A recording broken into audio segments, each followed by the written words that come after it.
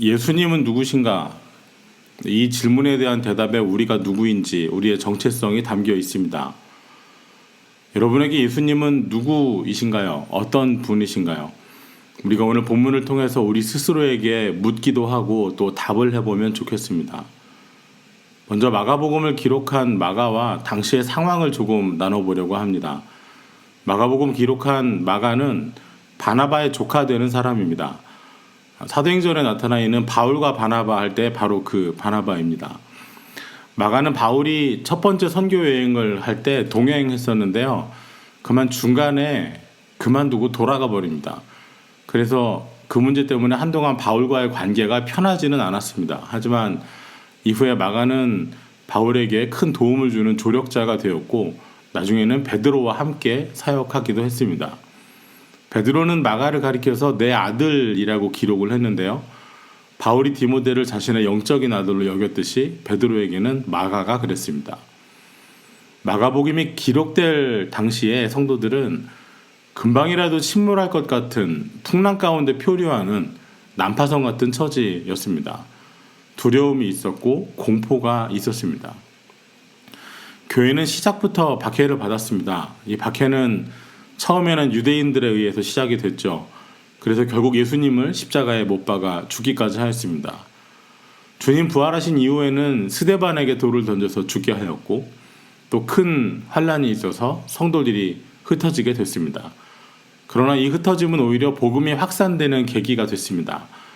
복음이 확산되면서 교회는 로마 제국 전체에서 박해를 받기도 했습니다.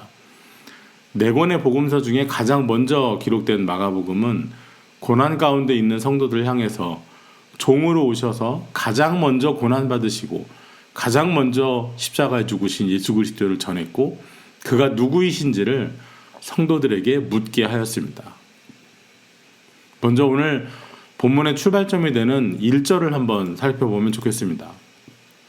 예수께서 다시 바닷가에서 가르치시니 큰 무리가 모여들거늘 예수께서 바다에 떠있는 배에 올라가 앉으시고 온 무리는 바닷가 육지에 있더라.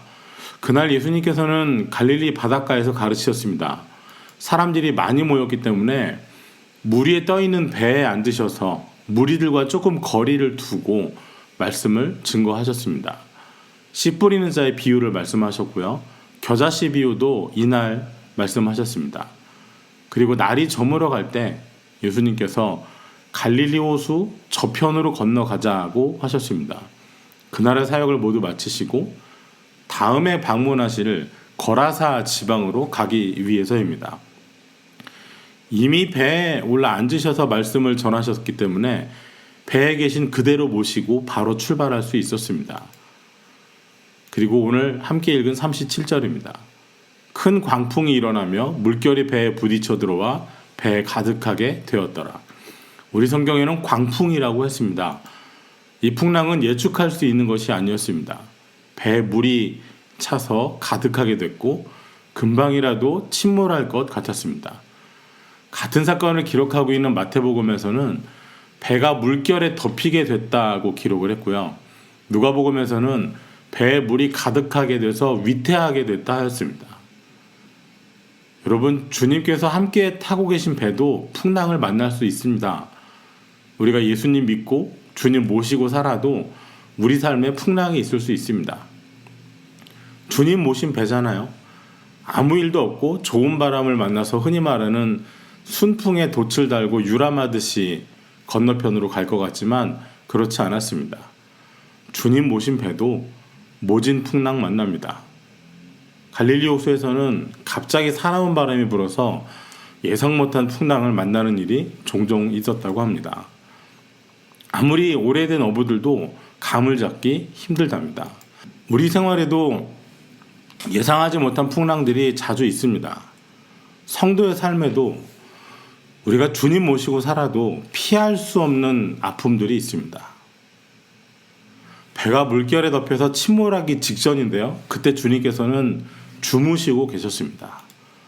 38절에 예수께서는 고물에서 베개를 베고 주무시더니 제자들이 깨우며 이르되 선생님이여 우리가 죽게 된 것을 돌보지 아니하시나이까 하니 고물, 그러니까 배의 뒷부분입니다. 거기서 주님께서는 베개까지 베고 주무시고 계셨습니다. 너무나도 대조적입니다.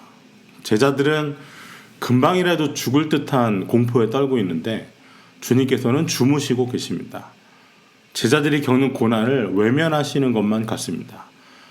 나의 고난을 주님께서 외면하시는 듯한, 나의 아픔을 주님께서 들어주시지 않는 것 같은 순간이 있죠. 이사야 40장 27절 같은 마음이 될 때가 있습니다. 야곱아, 어찌하여 내가 말하며 이스라엘아 내가 이르기를 내 길은 여호와께 숨겨졌으며 내 송사는 하나님에게서 벗어난다 하느냐. 내가 걸어가는 길에는 하나님 시선이 닿지 않는 것 같습니다. 내가 하나님께 드리는 기도는, 나의 호소는 하나님께 들리지 않는 것만 같습니다. 초대교회 성도들, 그 중에서도 마가복음을 처음 받아서 읽고 있는 성도들에게 주님을 모신 제자들이 풍랑을 당하는 오늘 말씀은 이것이 지금 나의 상황이 아닌가, 지금 우리의 처지가 아닌가 싶었다고 합니다. 환난과 핍박 가운데 지금 당장이라도 삶이 통째로 침몰할 것만 같은데 오신다고 하신 주님은 아직 오시지 않고 기도는 하고 있지만 고난은 계속 이어지고 있습니다. 침몰 직전에 배에서 베개까지 베고 주무시는 주님을 깨우면서 제자들이 하는 말은 초대교회 성도들의 마음이기도 했습니다. 우리가 죽게 된 것을 돌보지 아니하시나이까. 제자들의 부르짖음을 들은 예수님 즉시 일어나셨습니다. 예수께서 깨어 바람을 꾸짖으시며 바다더러 이르시되 잠잠하라 고요하라 하시니 바람이 그치고 아주 잔잔하여지더라. 잠잠하라 고요하라. 한참 주무시다가 우리 좀 돌봐달라고 외치는 제자들 때문에 잠이 깨셔서 제자들에게 잠잠해라, 좀 조용히 해라 하신 것이 아닙니다. 여러분, 누가 바람을 꾸짖을 수 있을까요? 세상 어느 누가 바람을 향해서 잠잠하라고 고요하라고 하실 수 있을까요? 오로지 창조주 하나님만이 하실 수 있는 일입니다. 잠잠해졌습니다. 고요해졌습니다. 말씀하시니 그대로 되었습니다. 있으라 하시니 있어진 것처럼 잠잠하라 고요하라 하시니 그대로 되었습니다. 아주 잔잔하여지더라. 조금 전까지 있었던 당장이라도 배가 침몰할 것 같은 큰 광풍이 이제는 큰 고요함이 되어버렸습니다. 주님은 만물의 창조자이실 뿐만 아니라 그것을 주관하시고 다스리시는 분이십니다. 문자 그대로 예수님은 전능자이십니다. 우리 인생에 뜻하지 않는 큰 풍랑이 일어날 때, 우리 삶의 배가 침몰하기 직전에 있을 때 우리 삶을 잔잔하게 하실 수 있는 분은 오로지 예수님 뿐입니다. 이제 주님께서 제자들에게 이르시죠. 어찌하여 이렇게 무서워하느냐. 곤히 주무시는데 왜 깨웠냐며 책망하신 것이 아닙니다. 무서움, 두려움에 대한 것입니다. 제자들의 두려움은 주님을 향한 믿음이 없어서였습니다. 제자들이 주님 깨울 때 믿음과 확신에 가득 차서 주님 일어나 주십시오. 이 풍랑은 주님이 잠잠케 하실 수 있습니다. 이것이 아니었거든요. 주님께로 나아갈 때 믿음을, 확신을 가져야 됩니다. 뜻밖의 풍랑을 만나서 고생할 때 주님께서 내 아픔을 외면하시는 것 같고 내 기도는 안 들어주시는 것 같아도 거기 마음 빼앗길 것이 아니라 우리 삶을 고요하게 잔잔하게 해주실 것을 믿고 기대하면서 나아가기를 바랍니다. 너희가 어찌 믿음이 없느냐. 이 말씀에는 지금까지도, 아직까지도라는 의미가 담겨 있습니다. 그래서 다른 한글 번역들은 아직도 믿음이 없느냐, 그러니까 이제는 믿어야 한다라는 의미로 번역을 하기도 했습니다. 바람도 바다도 잔잔하라 고요하라 말씀으로 다스리시는 예수님을 이제는 굳게 믿으라는 말씀입니다. 그런데 이 순간에 제자들의 마음속에 가득한 것은요, 믿음도 기쁨도 아니었습니다. 제자들은 두려움에 빠졌습니다. 풍랑이 잠잠해지고 바다에는 안 빠졌습니다. 그런데 오히려 두려움에는 빠져버렸습니다. 그들이 심히 두려워하여 서로 말하되 그가 누구이기에 바람과 바다도 순종하는가 하였더라. 우리가 역시 선생님을 주를 잘 찾았지, 역시 이분을 모시니까 이분이 바람과 바다도 순종하게 하는구나, 이것이 아니라 오히려 큰 두려움에 빠져버렸습니다. 두려움의 실체는 그가 누구이기에입니다. 대체 이분이 누구시길래? 이제까지는 몰랐습니다. 이 정도일 줄은 몰랐던 것이죠. 지금 제자들은 이제까지 한 번도 경험해보지 못한 능력을 보았습니다. 병 고치시는 거 보았습니다. 중풍병자 고치셨거든요. 안식일에 손 마른 사람 고치시는 것도 봤습니다. 바리새인과 서기관들의 가르침과는 다른 말씀도 잘 들었습니다. 하지만 이 정도일 줄은 몰랐습니다. 우리도요, 말씀 잘 듣습니다. 그런데 우리가 살고 있는 자리에서 주님을, 행하시는 주님, 능력의 주님, 모든 것을 다스리시고 이루시는 분으로 믿는 것은 우리가 듣는 거하고는 별개일 때가 많이 있습니다. 바람과 바다도 다스리시는 이분은 과연 누구시란 말인가? 제자들은 큰 두려움에 빠졌습니다. 제자들은 참 느리게 믿었습니다. 믿음이 더뎠습니다. 너희도 이렇게 깨달음이 없느냐? 아직도 깨닫지 못하느냐? 주님께서는 공생의 기간 중에 여러 차례 이제는 좀 믿으라고 제자들을 강권하셨습니다. 오늘 말씀도 그 가운데 하나입니다. 아직도 믿음이 없느냐? 이제는 믿을 수 있겠느냐? 그리고 오늘 본문의 사건은 나사렛 예수, 그가 누구이신가를 드러내는 연속되는 사건의 시작이었습니다. 마가복음 4장에 기록된 이 사건은 바람과 바다를 잔잔하게 하시는, 자연 만물을 다스리시는 예수 그리스도를 보여주었습니다. 다음 5장에서는 거라사 지역에서 로마 군단처럼 많은 귀신 들린 사람을 고쳐주셨습니다. 주님은 귀신들도 다스리십니다. 그 다음에는 무엇이 기록되어 있나요? 무려 12년 동안 혈루증 앓던 여인을 고쳐주셨습니다. 아무런 치료 행위도 없이 그저 주님 가까이 있기만 했는데 여인이 나았습니다. 주님은 어떤 질병도 고치실 수 있는 분임을 증거한 것이죠. 또 혈루증 만난 그 길이 어떤 길이었던가요? 회당장 야이로의 딸이 죽게 됐다는 소식을 듣고 가시던 길이었습니다. 여인의 질병이 고침을 받는 사이에 아이가 죽었다는 소식이 들렸습니다. 하지만 주님께서는 아이가 죽은 것이 아니라 잔다 하십니다. 사람들은 비웃어도 주님은 정말로 잠자는 아이 깨우듯이 얘야 일어나라, 이제 그만 일어나자 하는 뜻으로 달리다쿰 깨우셔서 죽음에서 살리셨습니다. 주님은 죽음도 다스리는 분이십니다.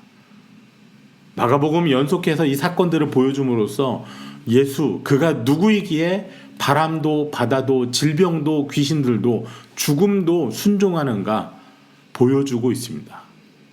또한 성도들에게 묻고 있습니다.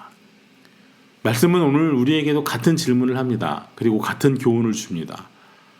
여러분, 주님과 함께해도 풍랑이 있습니다. 생각나시는지요? 35절에 갈릴리 호수 건너가자고 말씀하신 분이 예수님이었습니다. 저편으로 건너가자. 주님이 가자고 하셨어요. 그래서 갔습니다. 그런데도 풍랑이 있습니다. 분명히 주님 뜻 안에 있었고요. 말씀에 순종했습니다. 그런데 폭풍을 만났습니다. 불순종해서 풍랑을 만난 게 아니지요. 우리가 주님과 함께 걸어가는 길에도 막다른 길도 만나고요. 절벽도 있고요. 넘어질 만한 길도 많이 있습니다. 괜히 주님과 함께 가는 길을 좁은 길이라고 하신 것이 아닐 것입니다. 주님의 이끄심이 오히려 우리를 풍랑 한가운데로 이끄실 때도 있습니다. 하지만 우리는 그 가운데에서도 주님을 신뢰하는 법을 배워갈 수 있습니다. 주님과 함께 하는데 왜 이런 일이 생기는가 낙심될 때, 그때가 바로 믿음이, 신뢰가 자라고 형성되는 때가 됩니다. 종종 말씀드립니다마는 예수 믿어도 암 걸립니다. 예수 믿어도 자식들 아프고요. 속 썩입니다. 예수 잘 믿는 사람도 사업 잘 안 되고 성적 잘 안 나고요. 시험 떨어지고 그럽니다. 그래서 우리는 풍랑 가운데 있는 사람들을 향해서 말 함부로 하면 안 됩니다. 저 사람 믿음이 부족해서 그럴 거야. 저 사람 기도 안 해서 그럴 거야. 뭔가 하나님 앞에 잘못된 게 있어서 그럴 거야. 아니요. 우리 이렇게 정죄하는 습관을 경계해야 됩니다. 지금 풍랑 속에 간절히 주님을 깨우고 있는 그 사람, 사실은 주님이 가자고 하셔서 주님 뜻에 순종해서 믿음으로 바다로 나간 사람일 수도 있습니다. 때로는요, 풍랑 가운데 열심히 믿음으로 구하는데도, 제자들처럼 주님을 깨우는데도 잠잠해지지 않는 때도 있습니다. 사도 바울이 그랬습니다. 사도행전 27장에는 죄수가 된 사도 바울이 배에 태워져서 이탈리아로 압송되는 과정이 기록되어 있습니다. 27장 14절입니다. 얼마 안 되어 섬 가운데로부터 유라굴로라는 광풍이 크게 일어나니, 당시 선원들이 유라굴로라고 부르는 큰, 오늘 본문에 여기서도 광풍이라고 부르는 바람이 일어났습니다. 이틀째 이 광풍이 불던 날 선원들은 화물을 버렸습니다. 막대한 이익을 얻을 화물을 바다에 던져버린 것이죠. 사흘째 되던 날에는 배에 있는 기구들, 장비들마저 던지기 시작을 했습니다. 사도행전 27장 20절에서는 여러 날 동안 해도 별도 보이지 아니하고 큰 풍랑이 그대로 있음에 구원의 여망마저 없어졌더라. 당시에는 별을 보고 항해를 했는데요. 별이 없으니 지금 어디 있는지도 모르고 표류를 하고 있었습니다. 바울이 탄 배였습니다. 이방인의 사도, 많은 지역에 복음을 전하고 교회가 세워지게 하고 사람들을 양육한 바울입니다. 하지만 바울이 타고 있어도, 믿음의 사람 타고 있어도 바람도 파도도 잔잔해지지 않습니다. 대신 말씀을 주셨습니다. 바울아, 두려워하지 말라. 내가 가이사 앞에 서야겠고 또 하나님께서 너와 함께 항해하는 자를 다 내게 주셨다 하였으니. 바울은 로마 황제 앞에서 재판을 받아야 했습니다. 바람과 파도가 잔잔해지지는 않았지만 하나님께서는 말씀을 통해서 감당해야 할 사명이 있으니 이 풍랑 때문에 죽지 않을 것을 알게 하셨습니다. 여러분이 타고 있는 삶의 배가 흔들리고 깨어지게 생겼어도, 그럼에도 불구하고 하나님께서 잔잔함을 주시지 않는다면 그때 한번 귀를 기울여 보면 어떨까요? 우리에게도 이 배는 침몰하지 않는다는 말씀을 주실 것입니다. 말씀에 귀를 기울이지 않으면 두려움이 믿음을 잠식해 가기 시작합니다. 두려움이 확신보다 커지면 안 됩니다. 이 두려움은 무엇을 하면 사라질까요? 우리가 뭔가 준비를 많이 하면 두려움이 사라질까요? 내가 잘 아는 분야라면 두려움이 좀 적을까요? 아닌 것 같습니다. 제자들은 어부 출신인데요. 갈릴리 호수에 대해서 잘 아는 제자들인데도 어찌할 수 없는 큰 바람과 물결이 있었습니다. 오히려 이런 건 내가 전문이라고 생각하는 분야일수록 우리가 주님 의지하는 것이 잘 안 되지 않던가요? 오히려 더 큰 두려움에 빠지기도 합니다. 내가 잘하는 분야였는데, 내가 잘 안다고 생각하는 영역이었는데 거기서 실패하면 더 큰 두려움에 빠지기 쉽죠. 두려움을 물리치기 위해 어떤 능력이나 권능이 필요한 것도 아닌 것 같습니다. 혹시 우리가 바람과 풍랑을 꾸짖을 수 있는 권능을 가지면 모든 두려움이 사라질까요? 안타깝게도 이 권능은 오직 주님께서만 행하실 수 있습니다. 제자들에게 다른 권능을 주셔서 귀신들을 쫓아내게 하시고 치유의 권능도 주셨지만 바람을, 바다를 통제하는 능력은 오로지 하나님이신 예수님만 행하시는 권능입니다. 하나님만이 하나님의 일을 하실 수 있습니다. 우리가 할 일은 믿는 것입니다. 어찌하여 이렇게 무서워하느냐? 아직까지도 믿음이 없느냐? 두려움은 믿음이 없을 때 더 커집니다. 다시 사도행전의 예를 생각해 보면요, 하나님께서는 바울에게 조용한 믿음 가운데 폭풍우를 견딜 수 있도록 말씀을 주셨습니다. 그 말씀에 대한 믿음이 두려움을 이기게 합니다. 그러므로 여러분이여 안심하라. 나는 내게 말씀하신 그대로 되리라고 하나님을 믿노라. 하나님 말씀을 믿으면, 하나님을 믿으면 큰 광풍 가운데에서도 두려움에 떨고 있는 곁에 선 사람들에게 안심하라고 말할 수 있습니다. 때로 하나님은 우리를 어려움으로부터 건져주시기도 하고 때로는 곤란함 속에서 구해주시기도 합니다. 죽음과 질병으로부터 건져주신 은혜를 경험한 사람들의 간증을 우리는 자주 들을 수 있습니다. 하지만 우리가 풍랑을 잘 견디는 것을 통해서도 하나님은 영광을 받으십니다. 지나고 보면 괜한 걱정, 괜한 두려움이었을 때가 많이 있지 않으시던가요? 오히려 우리가 뭔가 하려고 할 때 오히려 더 일만 커지는 그런 경험 말입니다. 주님께서 어련히 알아서 잘 해결해 주셨을 터인데 내가 그때 왜 그렇게 초조했나 모르겠다. 그때 우리가 왜 그렇게 마음을 졸이며 낙심했나 모르겠다. 이런 경험 있지 않으신가요? 오늘 본문의 마지막은 그가 누구이기에? 라는 질문으로 끝을 맺습니다. 이미 살핀 것처럼 오늘 바다를 잔잔하게 하신 사건, 그리고 이어지는 로마 군단만큼 많은 귀신 들린 사람을 고치신 사건, 혈루증 여인을 거친 사건, 죽은 아이를 살리신 사건은 그가 누구이기에? 라는 질문으로 우리를 몰아갑니다. 고난 중에 있는 성도들은 첫 번째 복음서인 마가복음의 이 말씀 들으며 이 질문 앞에 섰습니다. 그리고 대답해야 했습니다. 우리에게 그는 누구이신가? 오늘 우리에게 예수님은 어떤 분이신가요? 우리 각자의 신앙 경험 속에서 우리는 서로 다른 예수님에 대한 이미지를 갖고 있기도 합니다. 오래전 교인들의 집마다 걸려 있었던 그림 생각나시나요?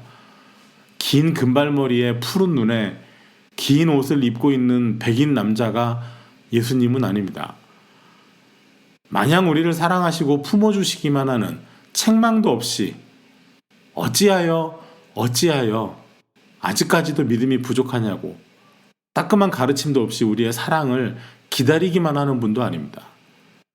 성경이 우리에게 증거하는 예수 그리스도를 대면하시기 바랍니다. 그리고 그가 누구이기에? 라는 이 질문을 오늘 우리 것으로 삼고 우리 삶 가운데 무엇이라 대답할지 그 대답을 준비하면 좋겠습니다. 질문 하나를 더 나누고 싶습니다.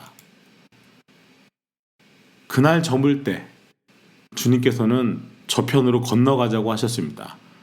그리고 제자들은 풍랑을 만났습니다. 오늘 여러분과 동행하시는 주님께서 여러분의 인생의 한 시기가 저물어 갈 때 저편으로 건너가자 하신다면 예, 주님 말씀대로 가겠습니다 하며 우리 삶의 배를 띄울 수 있으신가요? 마지막으로 시편 89편 9절 말씀을 함께 읽고 마치도록 하겠습니다. 주께서 바다의 파도를 다스리시며 그 파도가 일어날 때 잔잔하게 하시나이다. 기도하겠습니다. 주님, 우리를 찾아오셔서 거하시며 가르치시고 행하시는 주님, 우리에게 저편으로 건너가자 하실 때 주님을 신뢰함으로 기꺼이 우리 삶의 배를 띄울 수 있기를 원합니다. 주님 뜻을 따라 나선 길에 풍랑이 있을지라도 원망이 아닌 믿음으로 반응할 수 있게 하여 주옵소서. 우리가 죽게 된 것을 돌보지 아니하시는 것이 아니라 우리가 믿음 갖기를 원하시며 또한 말씀으로 믿음을 더하여 주심을 생각하면서 풍랑 가운데서도 주님과 함께 있으니 말씀이 있으니 평안하고 잠잠한 심령들이 되게 하여 주시옵소서. 예수님 이름으로 기도하옵나이다. 아멘.